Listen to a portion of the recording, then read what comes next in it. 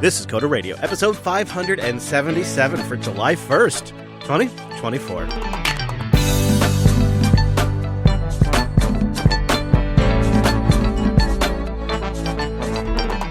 Hey friend, welcome into Jupiter Broadcasting's weekly talk show, taking a pragmatic look at that art and that business of software development and the world of technology. My name is Chris, and joining me over there, sharpening his knife, yeah, it's our host, Mr. Dominic. Hello, Mike.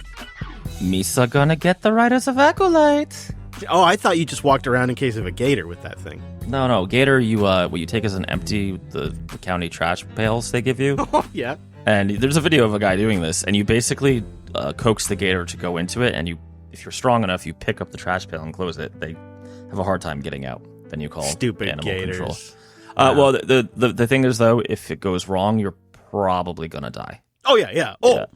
So that seems like Gator 101. Yeah, well, usually, let's go swimming. Bad plan, right? You're just probably gonna die. I thought we should start with a little story that might make us all feel better about our home labs or maybe your small business infrastructure. Stay a while and listen. Now, this goes back to 2013, when Google Source Control System was servicing around 25,000 developers a day, around 11 to 12 million repository operations per day. So, not big if you think about it. You figure a 24-hour period, worldwide user base, 11 to 12 million quote-unquote operations.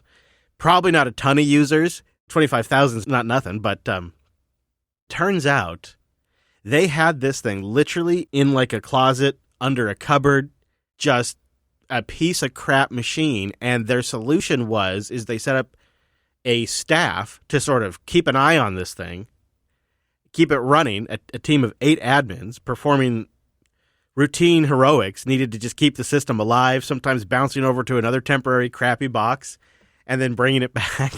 Like this, you wouldn't believe this is a Google story. You would think this is like some hotshot startup that's faking it till they make it. It wasn't in like a data center. It wasn't like in a cooled place approximately. It's an amazing story. Yeah, it just goes to show you, right? Everybody's got their dirty little infrastructure secret. Yeah, I'm just reading through it right now. It's really something. They eventually had to migrate off it, and we linked to an article that tells the story of that. Just Google threw it together, I guess, and then they threw bodies at it for a while. That's how they kept it going. Yes, the holy priesthood of the 8 mystical admins whose sole job was to watch the server. That's like my equivalent of when the system reboots, I might have to SSH in and go manually start a process or something. Yeah, that's like there's definitely times where infrastructure becomes a big burden. Like we're kind of in this in-between phase where we're going to look at what we can spin down infrastructure-wise, what we could bring into a colo, what we could maybe host on a LAN of either mine or Alex's or someone's. We're kind of going through this process in part to reduce cost. And also because we grew out a lot and we tried a lot of things, and we just kind of need to go through and do a little house cleaning too as well. I mean, there's definitely that's a thing. But it's really hard to allocate the resources and the time to a project like that because, and I know I've seen this happen in other businesses as well, it's like it's working and there's other bigger emergencies, so you just kind of punt that problem, and then, you look at it, oh, crap, we're into Q3. I was going to get that fixed in the Q1, and now we're in Q3. Oops. And that's the kind of problem I get myself into. I don't know if you run into this. I don't know if you've had a little bit of infrastructure creep over the years. Yeah, I got to go through the same process. My hosting bills are just out of control. When do you make the time, though? It's tough. I have a problem with just forgetting to get rid of old dev servers and stuff. Oh, yeah. Yeah. Oh, yeah, but I'll get a bill and be like, oh, right, that box is on. Yep. Right. Yeah, I don't need that Minecraft server I set up, or I don't need this or that. And I guess that it's just, I don't really, out of sight, out of mind might be part of the problem with these VPSs. I just don't think about it until I see the bill. And by that point, the month is over. Right, and they've already auto-billed you. You're like, I'll take care of it before the end of this month. Well, I don't know if you ever do this math, but you're like, well, let's see, I got these things I got to do. It's going to cost me another $100 to keep that running one more month. That's probably worth $100 that I don't have to address that right now. So I'm just going to let it go. Oh, sure. Yeah, that's...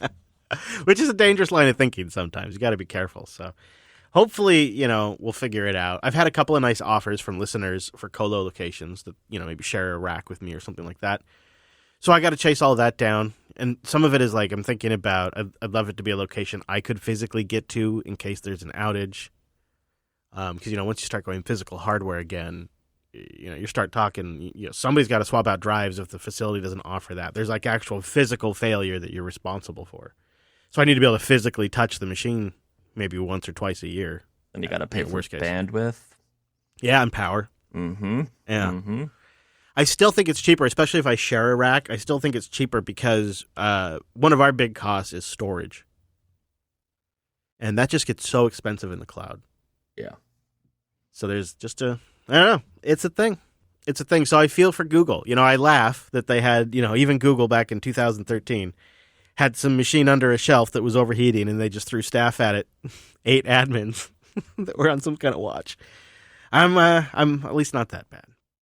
I haven't mentioned it on the Coder program, but I have been intending to. It's coming up really soon. I'm going to do a little get together, I should say, in Spokane, Washington. We have a meetup coming up. Woo. Yep, July 13th as you're listening to this, so it's coming up pretty soon, 4 p.m. to 6 p.m. at the No Lie Brew House, rated like one of the top 3 brew houses in the United States. And they use all local ingredients, and they've got a beautiful spot on the river. It's indoor and outdoor. And I'm just asking that folks go sign up on the meetup page so we can give them a call and let them know how many of us are showing up. So it's meetup.com/Jupiter Broadcasting. It's a great time. There'll be food and drink. And if you like water or you like brews, they'll have something for you. And we'd love to see you. If you're in the area, if you're kind of in that Idaho or East Washington, maybe even West Montana. I don't know. Get your butt over there. Come see us. Meetup.com/Jupiter Broadcasting.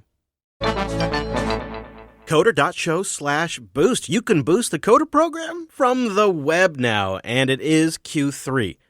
And the show still has no sponsor. After years and years, gotta been an 8-year run of the show being sold out. Here we are. Q3, no ads, but we are getting support by our members and by our boosters, and that really is making all of the difference. I love the boost system because there's an efficiency for us. Like with a sponsor, it takes, let's say on average, maybe 3 months to land a deal. That's probably being a little generous, of back and forth emails, maybe 1 or 2 video meetings, and some talking points that you synchronize back and forth. And then as the relationship goes, there's ongoing maintenance because they're a client. And you got to do invoicing, and then once the invoicing's been processed, you got to pay out everybody who's involved in the production. And it really is quite the behind-the-scenes thing. And plus, the audience has no insights on how any of it works or what the terms are for the host or anything. The boosts are the exact opposite. So we gain a massive efficiency from that support because the payments are final immediately. The splits are in the RSS feed, so they're transparent and documented for everybody. I've had hosts claimed who got paid in cash that they were never paid after they left. This fixes that problem for us from a production side. But because the payment is instant, there's no invoicing that needs to happen, and then payment has to be received and deposited, and then checks get written to people. None of that has to happen. Because when you boost, the split happens instantly. So there's a massive efficiency gain too. It gives a small, tiny team the ability to remain nimble and efficient while they're getting direct support from the audience over a peer-to-peer system that has no middleman. And it creates the audience as the customer for the show. We should really refer to you as the customer because you're buying the product. We're putting it out there for free, but we're asking, hey, if you like it, maybe pay for it from time to time. Whatever value you think it's worth. That's the value for value system. That's why the boost works so great. But I understand some of you want the autopilot mode, and we appreciate that more than you can know. You can become part of the QA team by going to coder.show/membership. You sign up, you get an ad-free version of the show. And the Coderly, although I haven't released it yet because it's kind of a downer, so I've kind of been thinking maybe I shouldn't. But, assuming I don't hold it back, you get the Coderly. I guess I retain editorial oversight. Is that fair? I consider myself the editor-in-chief. We appreciate your support, however you like to do it. Coder.show/boost because, you can boost from the web now or get a new podcast app and boost directly from your client. Or coder.show/membership and set it on autopilot and get the ad-free version so you don't have to hear this anymore. Thank you so much for supporting the show, however you do it. All right, now I saw this article you put in the doc, and I thought, I don't know if I completely agree with this guy's take, but he kind of does a takedown of why you shouldn't use AI to write your tests in most cases. There's a couple exceptions.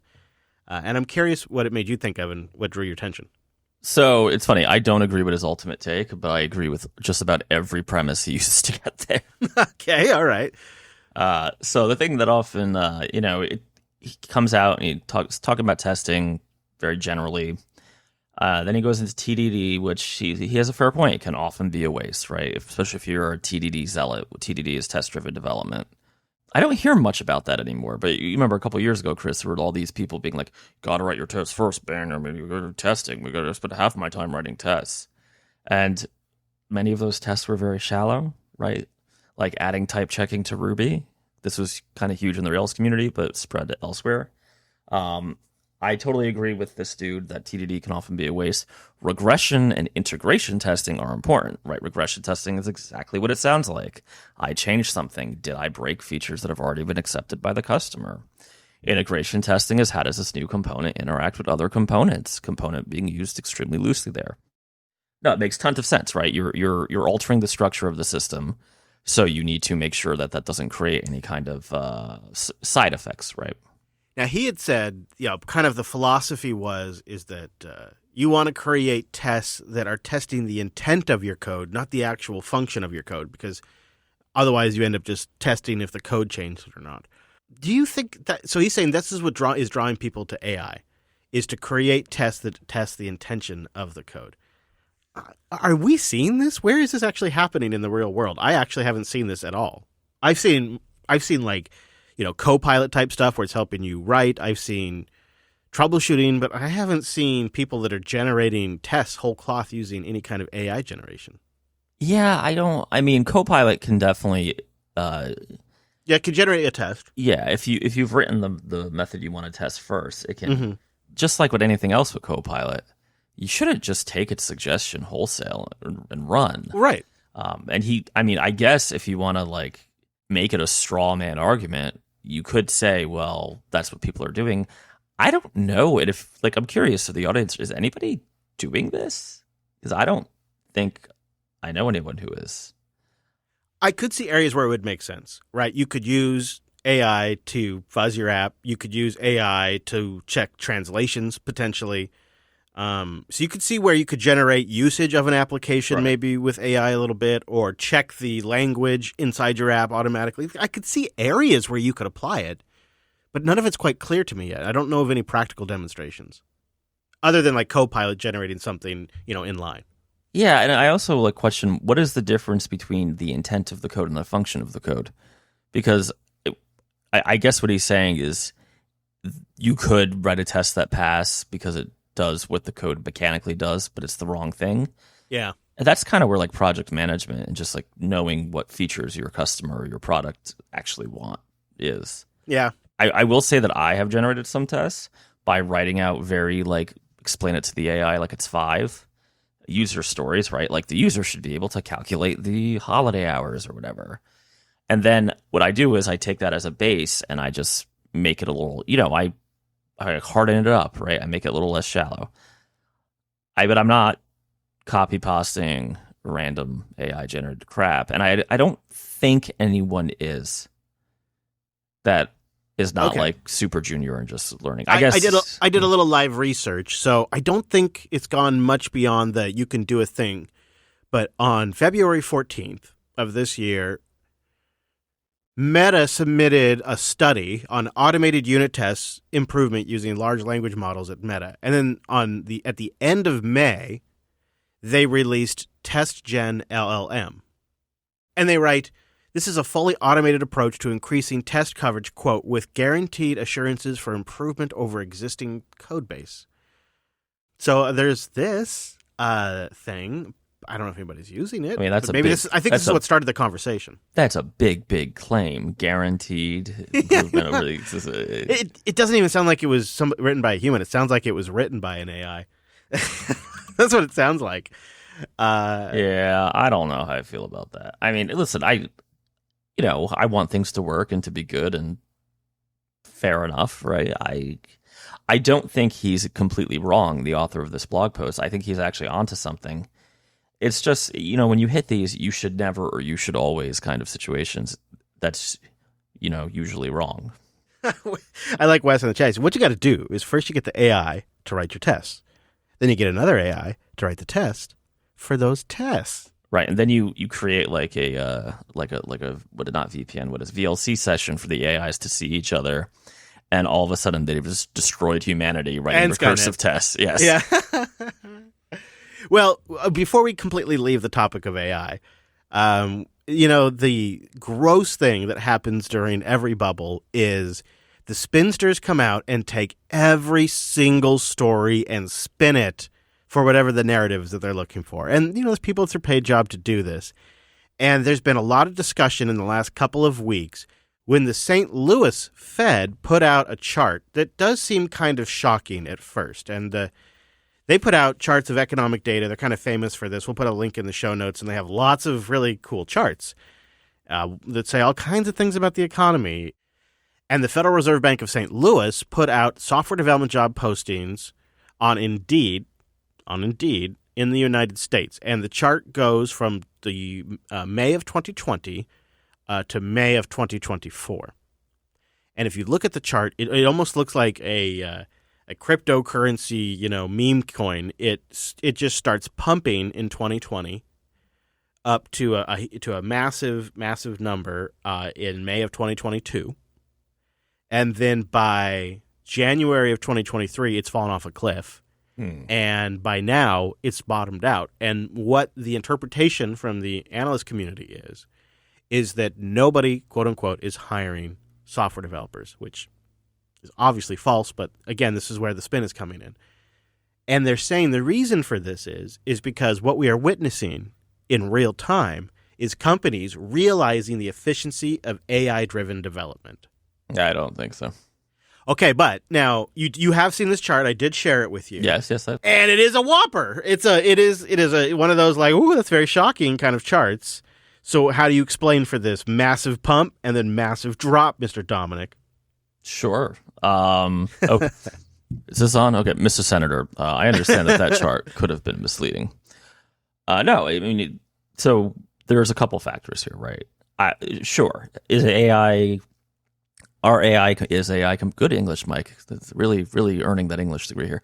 Do AI companions make developers more efficient on the margin? Yeah, I would say probably yes, right?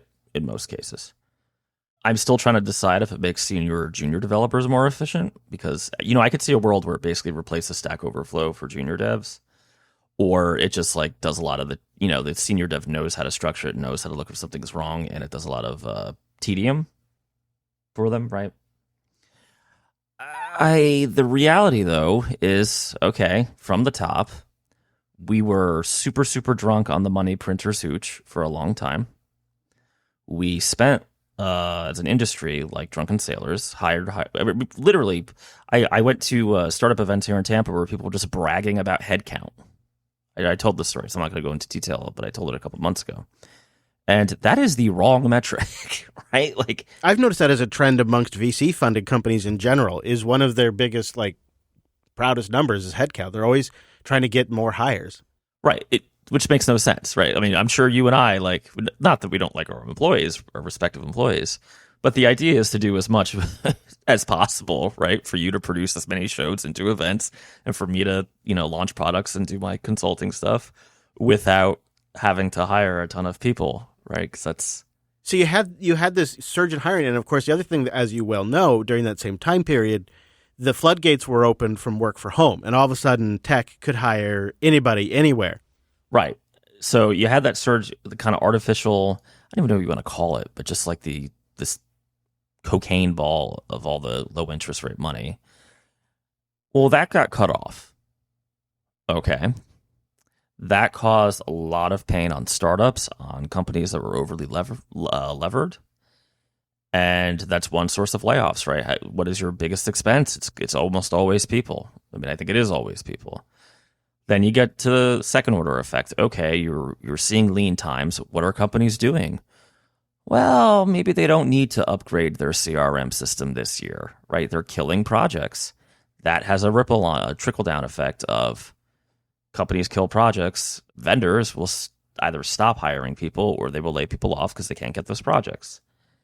You also have the I don't even know what the right way to say this is, but the fact that we are living in an ecosystem right now where we have a bunch of titans named Google, Apple, Meta, blah, blah, blah, that if you even come near them being aware of your presence, they will eat you like a dinosaur would eat a squirrel. So I think you're probably right. However, to steelman this, Larry Summers, who, he's well known, president of Harvard.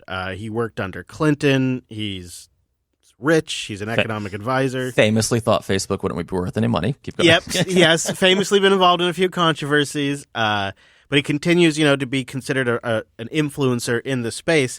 And he says it's so bad that you shouldn't be teaching people to code, much like we don't teach people to fix their own cars anymore because, well, society has solved that. I would be telling my grandchild not to go study coding.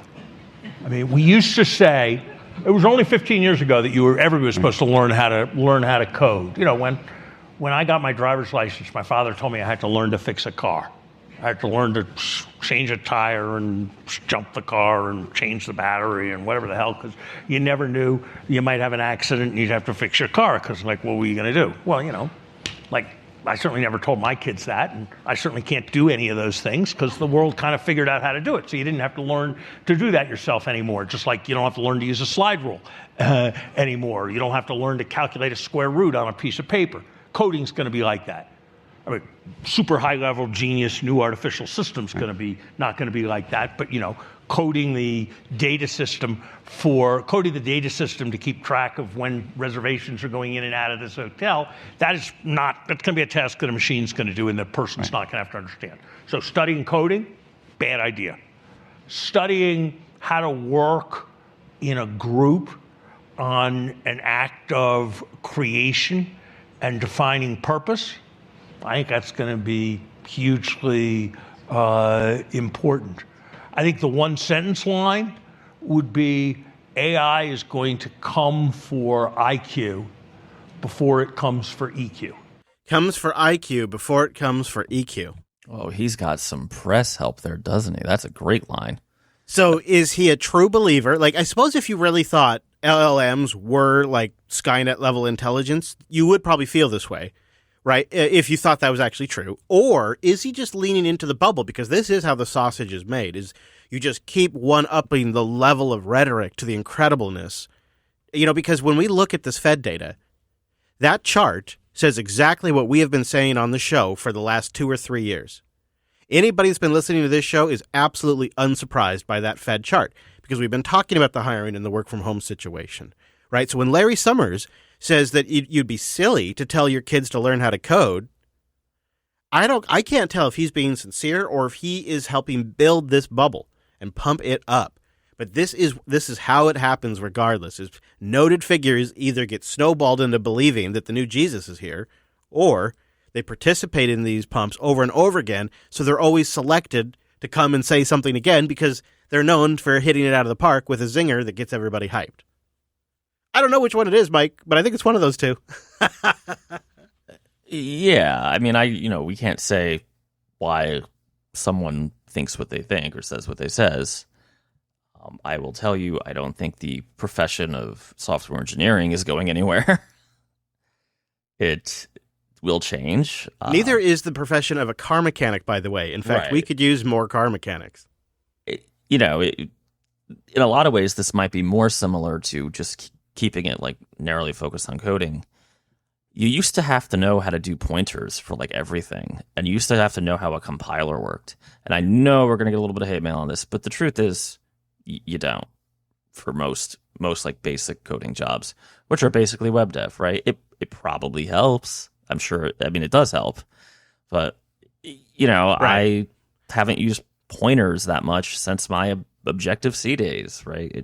What we're seeing is an efficiency improvement in the tooling. The tooling's getting better. We're moving up the stack. Yes. The tooling's getting better. It's getting a little more sophisticated. Along with that, there is a step change in the hardware requirements.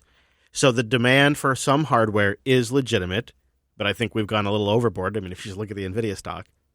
But there is some reality to it because this new functionality that is somewhat useful does take more hardware. Like I generate a image for every Coder Radio stream. In the past, I would just use the same image over and over again, or I would pay for a monthly stock photo site. And now I have an image generator, and I generate the images before the show. And it doesn't have to be great because they're ephemeral, but it's useful. But it means now my workstation, I'm generally going for something that's got a GPU in it. And it's because the tools have improved, and when they improve, they need a little more hardware, just like when Photoshop used to get better. People used to buy nicer computers for Photoshop. I know it sounds crazy.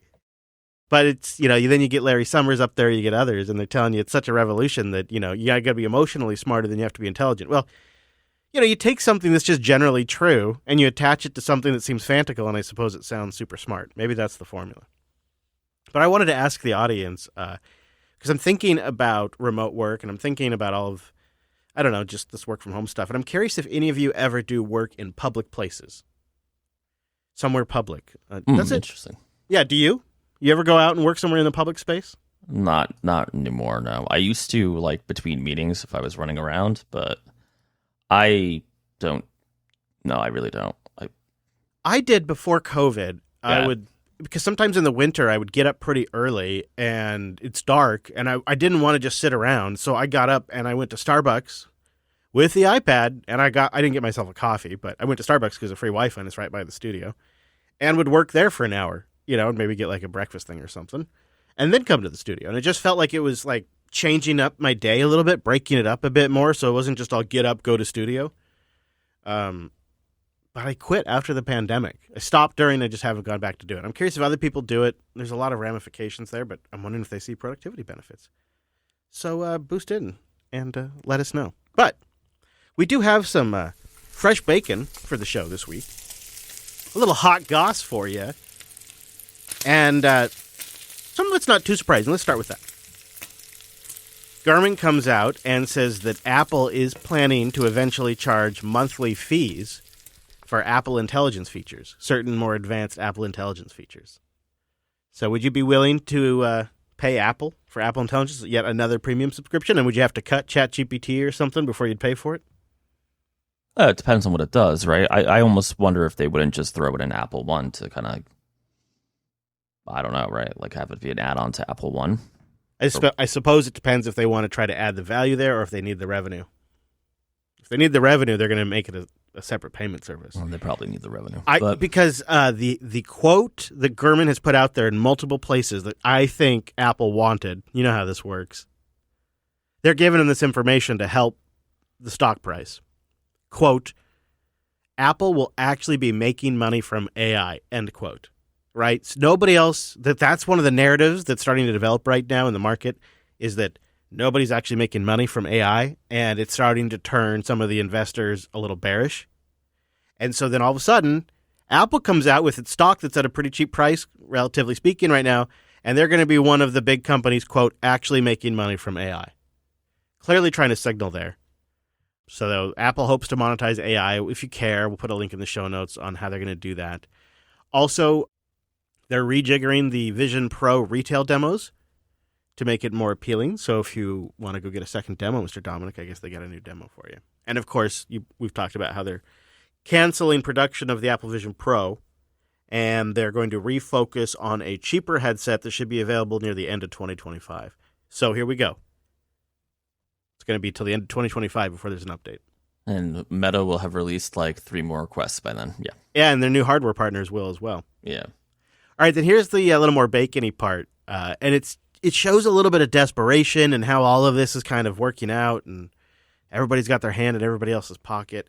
Character AI, which is a fascinating company, I don't know if we've talked about much, that generates like AI characters that do, well, they do all kinds of things. They held sneaky talks with Google and Meta and xAI in exchange for access to those companies' computing resources, like their GPUs. They would give some of their IP back to these companies. So then these companies could integrate Character AI's IP into their various products. So the idea would be like Gemini could have a celebrity voice that you could pick, or a custom voice that you could generate that's like a celebrity. And they, in return, Character AI would get access to some of their infrastructure because they need them sweet, sweet GPUs. How desperate does this sound to you? Doesn't this sound really desperate, like giving away most of the company just to get the product functional? Yeah, it seems like it's too resource intensive and causing them trouble. Yeah, maybe they got a problem there. Yeah, no kidding. It's really going to be the domain of the rich, I think. I suppose. There you have it. So I should check out Character AI. I've been meaning to play around with it. I don't know if you've been over there. You create. There's all kinds. You can create a character and then you can publish it. And then you can have that character like be like it's basically creating custom agents that have like a personality and a particular focus, and it could be a made up thing. But I think eventually they're hoping to have like agents that are like a particular celebrity. They don't have that right now, but I think that's their hope. Or like you can create one that's designed to play a certain type of text game, like an old MUD, for example. So then you can publish those. So people are creating tons and tons of little agents, essentially, that run on top of their AI platform. Oh, here's an interesting one. Like, for example, here's one that somebody's built to help you plan a trip, an AI assistant to plan your trips. So what parts of the world do you want to explore? Well, I'm going to go to Montana in a couple of weeks. So I'll put that in there. Montana, home of Yellowstone National Park, the world's first national park. But there's so much more to see. Glacier National Park, a must-see park for its sheer size and diversity of wildlife. Lewis and Clark National Forest, situated in central Montana and named for the two famous explorers who traversed its area. Pompey's Pillar, a historical site where William Clark carved his name into a stone pillar, marking an important milestone in their expedition. Museum of the Rockies, a museum with over 4 million fossils, including several complete dinosaur skeletons. Okay, all right, stop. That's not very useful. I'm going to Bozeman in my RV. What should I know about? Okay, it's thinking. Bozeman's got so much to offer. Like what? Make sure you check out Museum of the Rockies Yellowstone National Park just north with its Old Faithful Geyser Gallatin History Museum to learn about Montana's past, and definitely check out Bridger Bowl Ski Resort for skiing and snowboarding, Highlight Canyon for fishing, hiking, and Hot Springs downtown Bozeman for its unique shops and restaurants. That's pretty lame. I asked it what I should know about specifically for my RV, and it just told me general stuff about the area. It sounds like it read like the Chambers of Commerce tourist page. Yeah. Like if you went to Google and got a knowledge card. And I guess somebody helped generate that voice, but it sounds like crap and the audio is horrible. In my studio headphones, it sounds crackly and cheap. That was not useful. See, that's the thing. They're setting up all these deals that probably have dollar amounts assigned to them, which no doubt go into their valuations when they create deals with XAI or Meta, right? And they all no doubt account towards their valuations. And then they go raise money. And then they get more hardware. And they continue to build out. But then when I go to use it, I'm never going to use this again. It was just crap. And most of the experiences are like this. I think this is why Google didn't want to release anything, because it's all junk. It's all junk. I mean, it's... Well, it's not all junk. I don't mean to be such a crank, but that was junk. I'm really disappointed. I thought, okay, a travel agent. What should I know? What safety things do I need to know about in the RV? Are there certain areas I shouldn't go? It's obvious what I'm asking for, and instead it just gives me trivia. And it doesn't. It got some of that wrong. I happen to know the area and some of the details, places I'm planning to visit, etc., in the wrong place. So 407 boosts to go. I don't know what to tell you. I don't know. But I do know what to say about Adversary 17. He's our baller booster this week with an incredible 500,000 sats. Hey, Rich Lobster!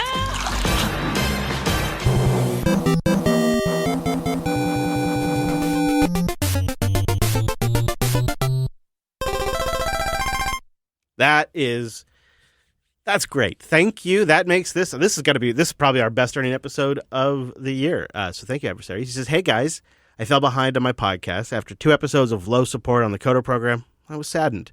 So here are some boosts to boost you up. Oh! You saw boost! You saw bombad boost!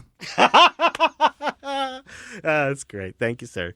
Really appreciate that. Ty Alaskan comes in with 31,337 sats. I hoard that which your kind covet. And you're going to appreciate this one, I think. I think he makes a fair point, and I have a make good for him as long as he approves. Rust may get the cool sound effects on JB, but I'm boosting in to share the good word about Golang. I worked professionally with a fair few other languages such as Python and Java and JS, but I'm definitely more productive in Go. All right. He's winning me over with this argument. I hereby decree, with the full force of all authority of an anonymous internet person, that Golang is the official language of the Coder radio program until somebody boosts a higher amount in another language. Let's go. Wow. 31,337 sats to beat that until we have to live with Golang as the official language. Let's see. How do I boost? Okay, Now- 31,338. Objective C. Nailed it. Now, Ty Alaskan, with your approval, we now have an official Go boost. Let's go. So there you have it. I'm surprised somebody else hasn't come up with that. Thank you very much. Big fans of the Go programming language here at the show. You know, that's why we have the Go sound effect. Let's go. Because we're big Go fans here. That's why we've always had that forever. DG at PTC comes in with a Jar Jar boost, 5,000 sats. Use a boost. I got burned by ChatGPT at work recently. Woof. Apple introduced bugs in a recent macOS release that have been then broke some Docker builds that I rely on using Rosetta. I spent way too much time on the ChatGPT solutions before finding the GitHub issue where everyone is reporting the same problems and also sharing mitigations. Yeah. Another thing that would make these things truly, truly more useful is if they were aware of what was going on in a more real-time capacity. Like if they were monitoring GitHub, you know, like they kind of have a knowledge cutoff, and then Perplexity and others, they kind of graft on top of that a little bit more current information. And depending on what plugins you can pull in, depending on what service you're using, you can get also more current information. But for the most part, they're a couple of years behind. And so they're not so great for troubleshooting something that broke recently. I upgraded to Plasma 6, and sudo capability was broken in Kate, the editor. I can't go to an LLM and say, what do I have to fix to make sudo work in Kate so I can edit my config files? Like the best it's going to give me, it's going to regurgitate something from Plasma 5 2 or 3 years ago. So that's just not useful in that regard yet either. Useful, a step forward definitely in tooling, but not the new Jesus. That's for sure. Arissa Chair comes in. That's probably how you say it with 10,000 sats. +1 for releasing the Coderly. Okay. You think? I don't know, Mike. I was thinking it was kind of a downer one. Well, it's a little negative. I suppose that's okay. People could just choose not to listen. Or they could listen to it with some 9 Inch Nails in the background, right? Yeah, there you go. There you go. Johnny Cash action, yeah. Or just take a shot every time we say something that's a bummer and make it fun, you know? And then immediately check yourself into the hospital. Yes. Yeah. Oh. Well, By the way, did you play the debate drinking game? what was the? Oh, I saw a couple of those, and I saw a bingo game go around too. I had to stop after 20 minutes because I was Yeah. I had to work the next day. That debate was so bad. People are still talking about it a week later. That's how bad it was, right? That's a banger of a bad one.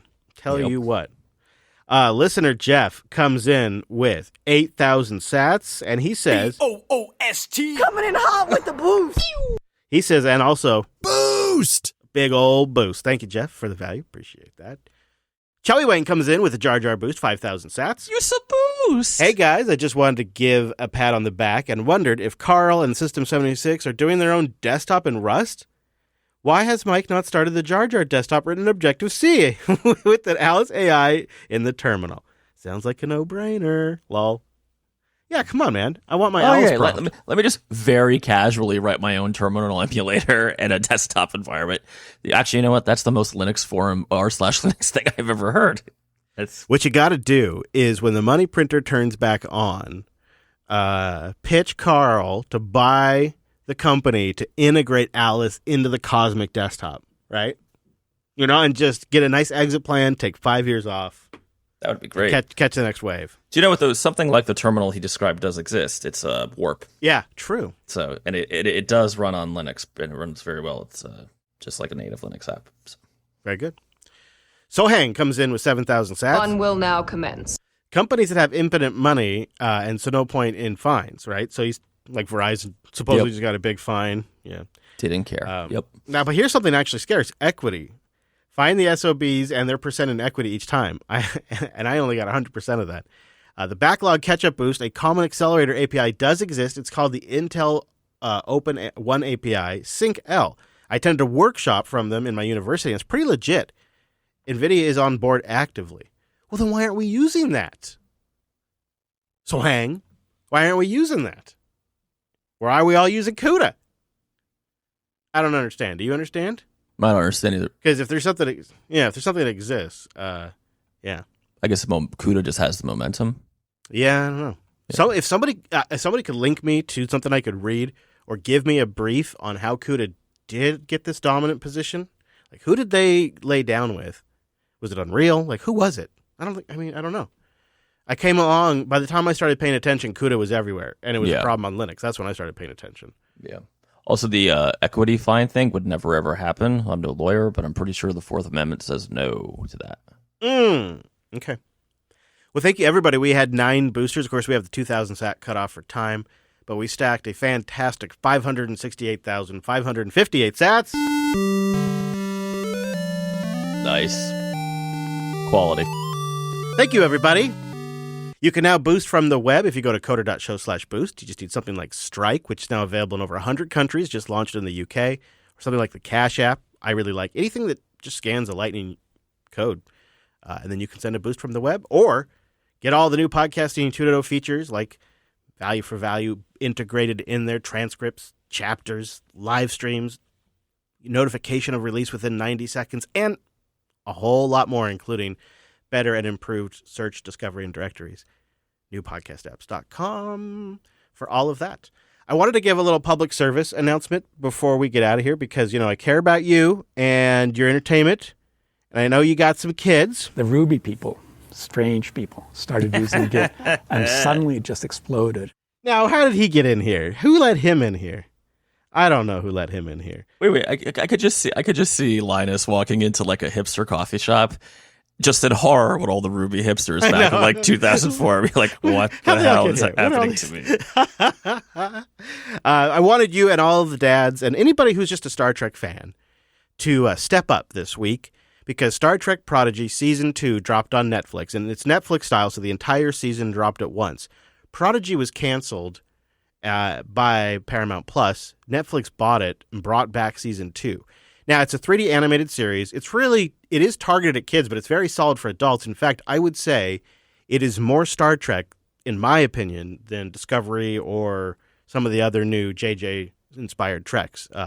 If you're also a Voyager fan, Janeway is featured heavily, so is Chakotay and the Doctor and other members of the Voyager crew. So if you're a Voyager fan, it's a great series for you. It's a great watch with the kids because, again, it is an animated kid show, but definitely written for an adult audience as well. So it's a nice watch together. And Janeway's at her best. I can't believe how great she does in this series. So Star Trek Prodigy Season 2 just dropped on Netflix. And I think the play is we should all log into our Netflix accounts if we haven't logged in for a while like I had and go play this thing. Just let it run, right? Yeah. Yeah. Seriously, it's already trending, but I think it's to send some signal that this franchise can generate views and that Paramount Plus is the one that's screwing this up, and Netflix will order more Star Trek and more series like this. And Netflix just drops the whole season. I'm already on episode 3, and season 2 is fantastic. Season 1, you start and you're like, oh boy, what's Chris talking about? This is really a kid show. Midway into season 1, you're like, it's not really Star Trek, but I'm kind of enjoying this. By the end of season 1, it's a full-fledged Star Trek series. And Nice. Season 2, it starts at Starfleet Academy, and I don't want to spoil anything, but season 2 is really good so far. It really has kicked off. And, they don't do the mystery box stretched out over the season. Like, they tease things up maybe for a couple of episodes, but the payoffs are pretty quick. I think in part because, kids don't have an attention span forever, but also I don't, and I have a lot going on, and I sometimes, watch these in batches. It's like, it's great to just have a show that actually delivers on what it's teasing you pretty quickly and continues to move the plot forward in a way that is like a new Star Trek story that involves like spatial anomalies and all the other things that Star Trek's great about. And so it's a great show. Season 1 is pretty good. Season 2 is a banger. I'm only 3 episodes in, but I really like it. And it dropped on July 1st, the entire thing. So go get it. Show some support, especially if you're a Voyager fan.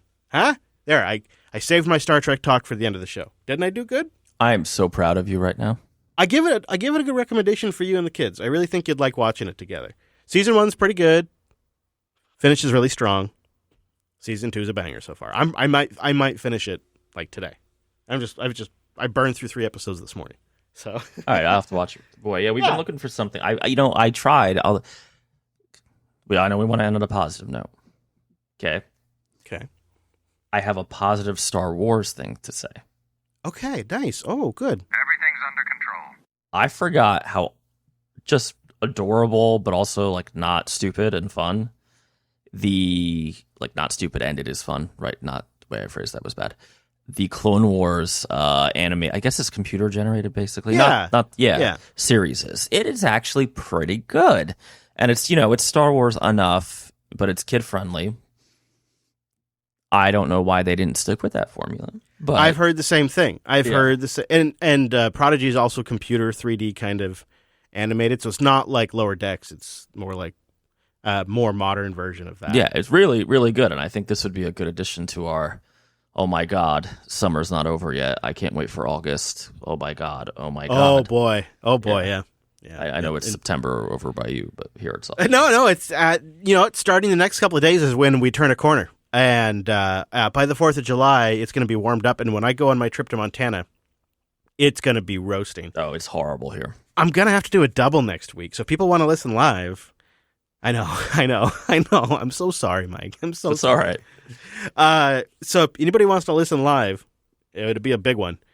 Next Tuesday, we'll be live at noon Pacific, 3 p.m. Eastern. Back on Tuesday, you can tune in directly at coder.show/live. And we'll just do a couple of bangers. We'll get all fired up. Get something under our skin that gets us all fired up. I don't know what we'll do. Oh, maybe we'll look at some Golang news, see what's going on over there. Yeah, that's official language of the show now. So I know. we probably should. All right. Anywhere you want to send the good people before we get out of here? Go to alice.dev. If you want some automations done, let me know. I don't know why I'm Irish saying this. Let them know. Let them know. You just want to grab a pint with Alice, too, She automates your Guinness. Boy, all of a sudden I'm compelled to go over there and contact you. Well, okay, links to what we talked about today, coder.show/577, including that hot goss. Our RSS feed's linked over there, the contact page as well. And like I said, there's the live page. It's coder.show/live. You want to send us a boost? Hey, thanks. It's coder.show/boost. We really appreciate that because it's Q3 and we have no sponsor. You know what? You want to become a member? Well, we appreciate that too. Coder.show/membership. Oh, what? You want some other podcasts? Okay. You know what? I think I appreciate that too. JupiterBroadcasting.com. All right, there you have it. Thanks so much for being here on this week's episode. See you right back here.